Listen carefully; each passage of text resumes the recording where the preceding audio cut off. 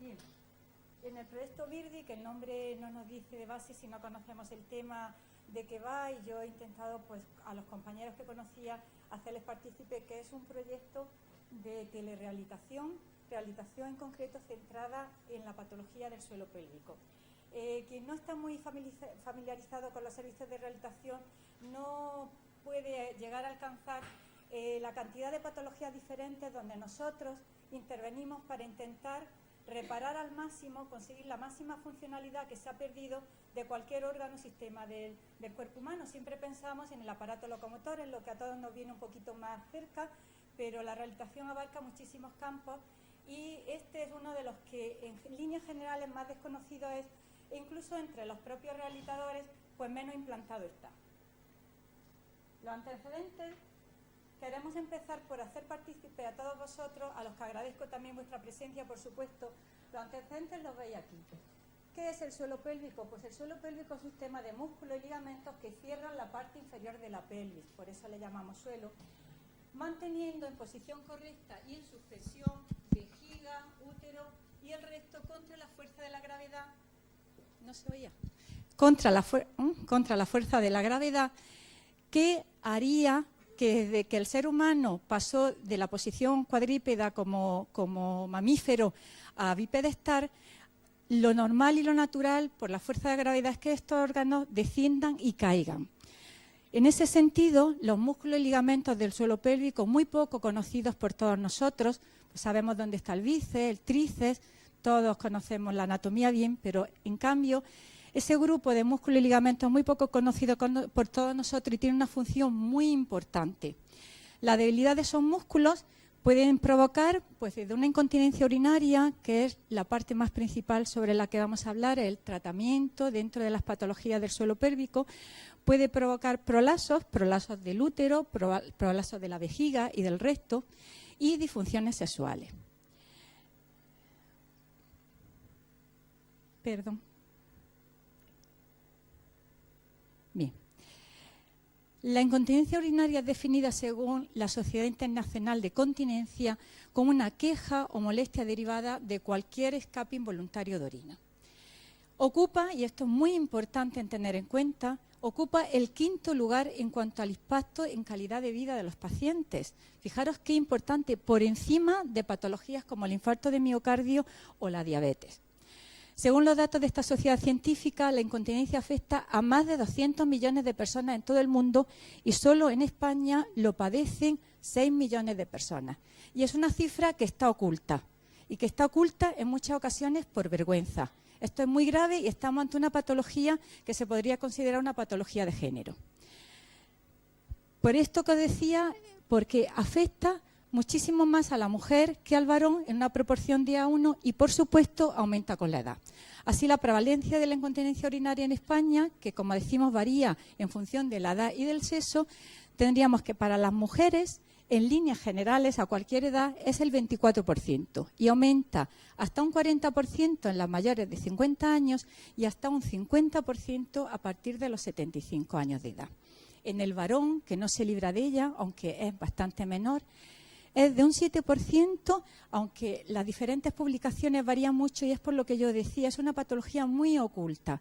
Si ya la mujer la oculta, el varón la oculta muchísimo más. Es una gran vergüenza para el varón decir que lleva un pañal, o sea, eso es lo último, ¿no?, que está incontinente. Por tanto, esa es la cifra tan variable de diferentes publicaciones, que van desde un 3,6% a un 17%, en lo que sería la población a cualquier edad de varones. Pueden alcanzar en mayores de 65 años el 14 hasta el 29% y es mayor del 50% en aquellos varones de 85 años o más y que están institucionalizados. La incontinencia urinaria, por tanto, es un problema de salud muy importante, ya lo estamos viendo, aunque nada conocido, tanto para la persona que lo padece como para su núcleo familiar. Y en rehabilitación siempre hablamos de su cuidador principal y de su entorno. Afecta a la vida diaria, a labores tan fundamentales como el descanso, el desempeño de la actividad laboral, y aquí también tiene una repercusión económica muy importante, y actividades sexuales, actividades de ocio, deportes y otras muchas. Las consecuencias de todas estas repercusiones, pues aquí las vemos, os las puedo enumerar, pero las veis.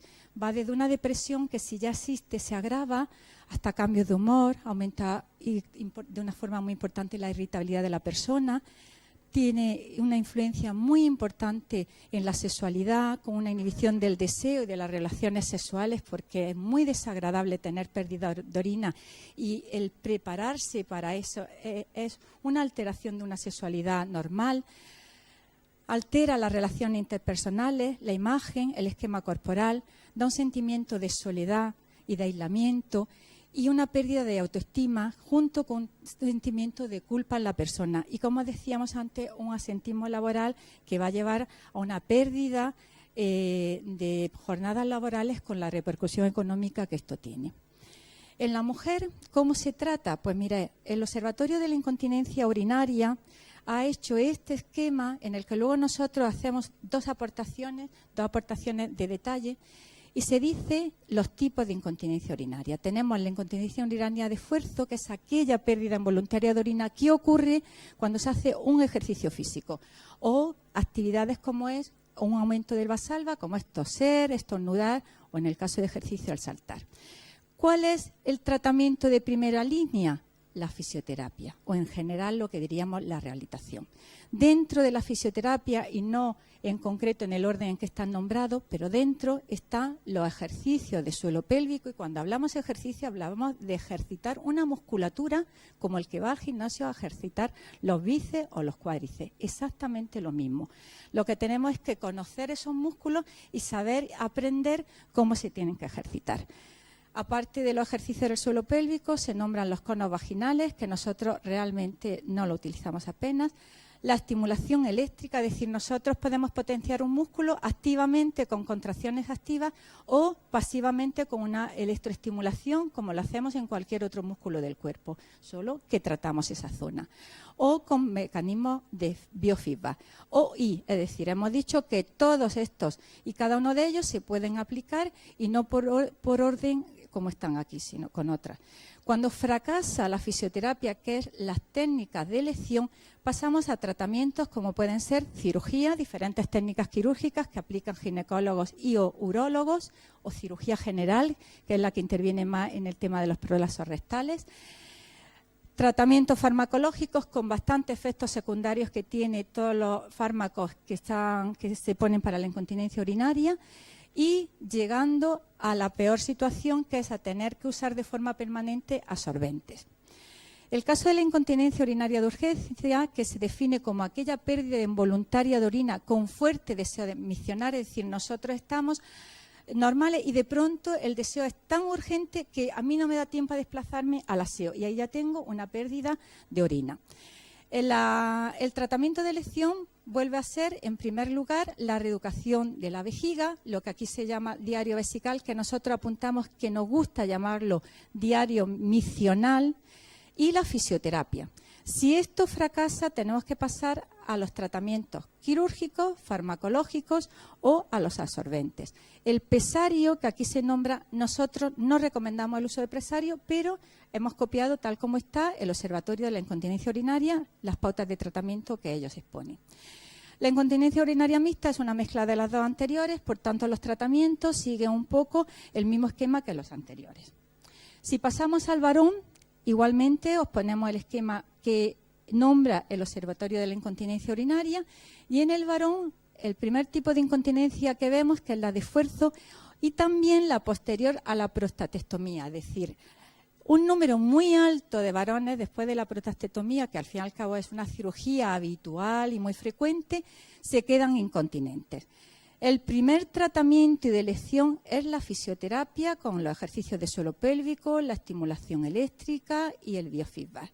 La reeducación de la vejiga con lo que sería el diario misional y si esto fracasa, entonces es cuando hay que llegar a dispositivos quirúrgicos, absorbentes o un dispositivo de recogida tipo preservativo que va a una sonda y a una bolsa permanente de orina a pierna. No son las bolsas grandes, son las bolsas que utilizamos nosotros, por ejemplo, para las lesiones medulares.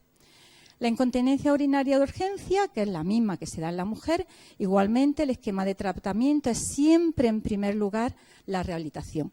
Y la incontinencia urinaria mixta, que sería una mezcla de las dos anteriores, de la misma manera pasamos porque los tratamientos de elección pasan siempre en su inicio por evitar la cirugía y los fármacos que son anticolinérgicos que tienen bastantes efectos secundarios.